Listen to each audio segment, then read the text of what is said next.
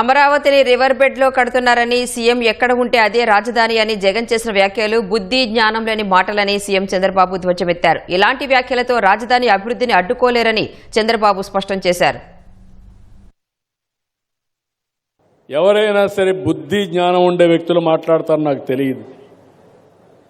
ముఖ్యమంత్రి ఎక్కడుంటే అక్కడే క్యాపిటల్ అంట.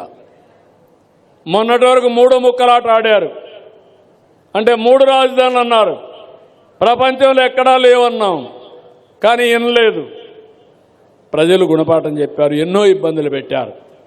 ఇప్పుడు మాట్లాడుతున్నాడు ఎక్కడ రాజ్యాంగంలో రాజధాని పేరు లేదంట.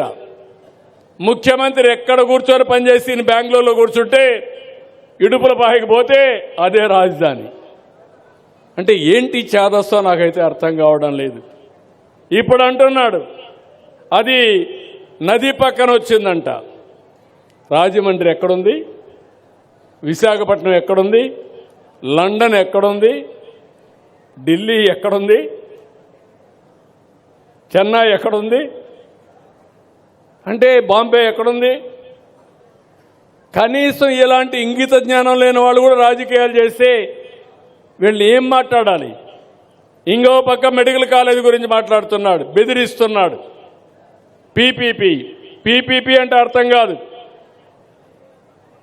అంటే ఈరోజు రోడ్లెట్ వచ్చాయి, లేకపోతే నిన్న భోగాపురం ప్రాజెక్టు కట్టాం, భోగాపురం ప్రాజెక్టు నాదే అని అంటాడు. మళ్ళా అది పూర్తి అవుతా ఉంది.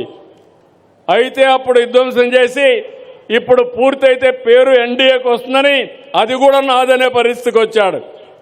అది నీదైతే పీపీపీ అయితే అక్కడ ముద్దు, ఇక్కడ మెడికల్ కాలేజీలు అయితే వద్దా? ఎవరు చెప్పారు నేను అడుగుతున్నా. ఈ ప్రభుత్వం ఒకటే చెప్తున్నాను, ఎవరెన్ని చెప్పినా ఈరోజు ఈ ప్రభుత్వం పేదవాళ్ళ కోసం పనిచేసే ప్రభుత్వం, సంపద సృష్టించే ప్రభుత్వం, మీ జీవితాల్లో వెలుగిచ్చే ప్రభుత్వం. ఇది ఏమాత్రం ఆగదని మరొక్కసారి తెలియజేసుకుంటూ